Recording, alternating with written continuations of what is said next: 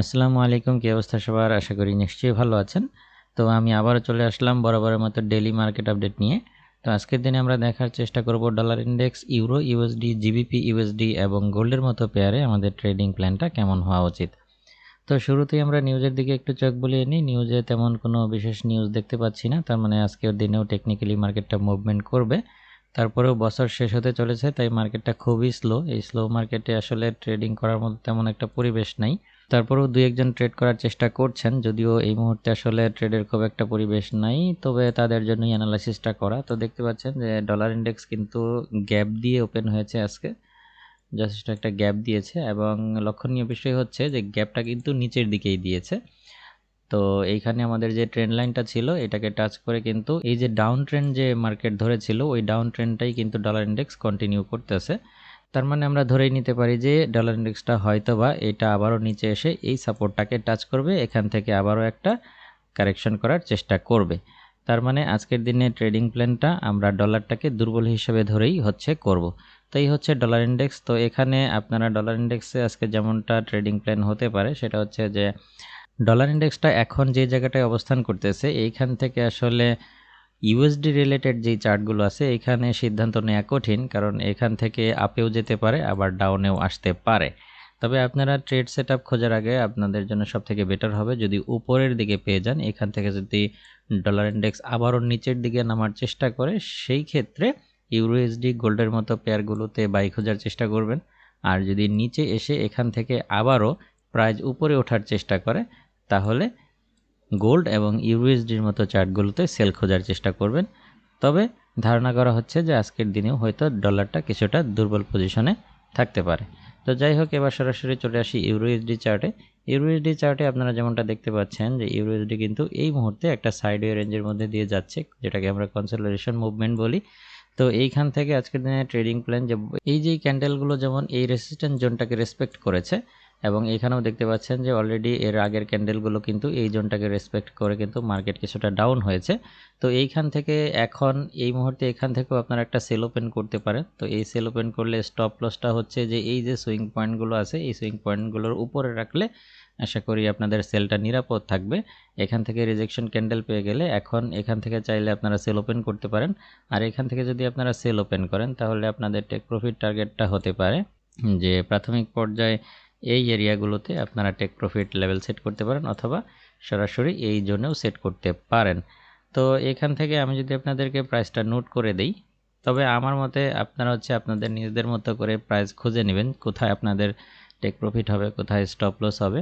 তো চাইলে এখান থেকে আপনারা একটা সেল ওপেন করতে পারেন ইউরোএসডিতে এই মুহূর্তে। তো প্রাথমিক পর্যায়ে এটা টেক প্রফিট লেভেল রাখতে পারেন এই এরিয়াগুলোতে।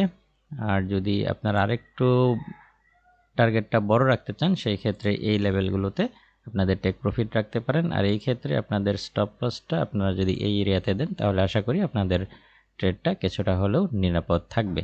এবং আজকের দিনে যদি ইউরো ইউএসডি চার্টটাকে আপনারা নিচে পেয়ে যান, অর্থাৎ এই যে কনসোলিডেশন যে জোনটা কন্টিনিউ করতেছে এই জোনের ভেতরেই আজকের দিনে ট্রেড করাটা আমাদের জন্য নিরাপদ হবে। অর্থাৎ এইখান থেকে একটা সেল ওপেন করলাম, এটা যদি আবার নিচের দিকে আসে এখান থেকে আবারও একটা বাই ওপেন করলাম, যার টার্গেট হবে আবারও এই এরিয়াতে। অর্থাৎ এইখান থেকে বাই ওপেন করলে এর নিচে স্টপ লস দিলে আশা করি ইউরোএসডি চার্টে আপনাদের ট্রেডটা নিরাপদ থাকবে।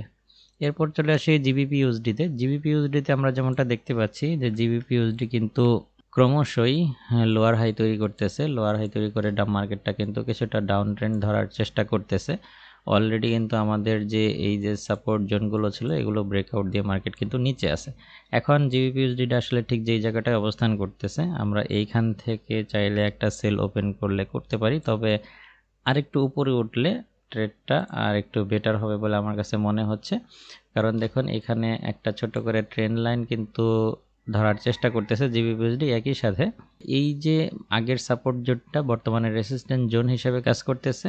এখন এখান থেকে মার্কেটের কিন্তু দুইটা বাধা রয়েছে, অর্থাৎ এই মার্কেটটা উপরে উঠতে গেলে প্রথমে আমাদের এই রেসিস্ট্যান্ট জোনটাকে ব্রেক করতে হবে, একই সাথে এই সাপোর্ট এই ট্রেন্ড লাইনটাকেও ব্রেক করতে হবে। তো এইখান থেকে মার্কেটটা উপরে ওঠা একটু কঠিন হবে। সেই ক্ষেত্রে এখান থেকে জিবিপিউসডিকে আপনারা যদি এই ট্রেন্ড লাইনটা টাচ করে যদি রিজেকশন ক্যান্ডেল তৈরি করতে দেখেন তাহলে এইখান থেকে আপনারা একটা সেল ওপেন করতে পারেন। আর এইখান থেকে একটা সেল ওপেন করলে আপনারা এই লেভেলে টেক প্রফিট সেট করতে পারেন, যদিও টার্গেটটা অনেক ছোট হবে। আর কিছু করার নাই, যেহেতু মানে স্লো মার্কেট, বছর শেষ হতে চলেছে, আসলে মার্কেটে তেমন একটা ট্রেডিংয়ের পরিবেশ নাই। আর সেই ক্ষেত্রে স্টপ লস লেভেলগুলো এই সুইং পয়েন্টের অথবা এই ট্রেন্ড লাইনের উপরে সেট করলে আশা করি ট্রেডটা নিরাপদ থাকবে। আর এই ক্ষেত্রে আমি যদি আপনাদেরকে প্রাইসটা নোট করে দিই, সেই ক্ষেত্রে যদি এই লেভেলে পেয়ে যান GBPUSDকে, এখান থেকে যদি রিজেকশন ক্যান্ডেল তৈরি করতে দেখেন তাহলে আপনারা সেল ওপেন করতে পারেন। আর চাইলে যেই জায়গায় অবস্থান করতেছে এখান থেকে চাইলে সেল ওপেন করতে পারেন, বাট এইটা একটু রিস্ক হয়ে যাবে, কারণ মার্কেটটা যদি উপরের দিকে উঠে ট্রেন্ড লাইনটা ব্রেকআউট করে দেয়, সেই ক্ষেত্রে আসলে এই জায়গাটা থেকে আমরা ওই ব্যাপারটা বুঝতে পারতেছি না যে উপরে উঠে ট্রেন্ড লাইনটাকে রেসপেক্ট করে না, ব্রেকআউট করে দেয়। এটা বোঝার জন্য আরেকটু অপেক্ষা করলে মনে হয় বেটার হয়, কারণ মার্কেটটা এখনও ট্রেন্ড লাইন থেকে কিছুটা দূরে রয়েছে।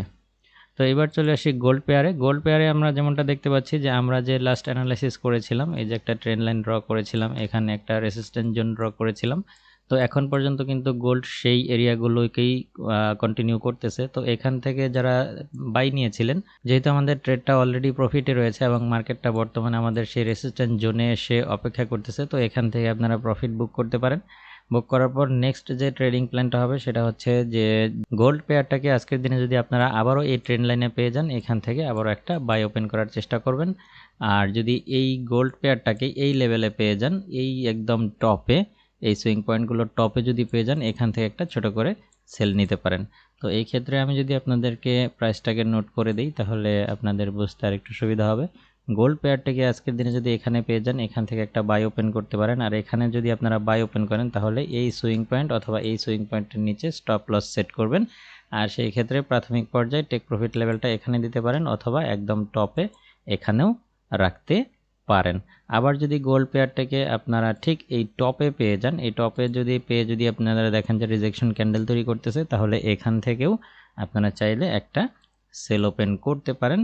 আর এখান থেকে যদি সেল ওপেন করেন তাহলে এই যে ছোট যে সুইং পয়েন্টটা রয়েছে এই লেভেলে আপনারা টেক প্রফিট টার্গেটটা সেট করবেন এবং স্টপ লসটা এর উপরে দিলেই আশা করি নিরাপদ থাকবে।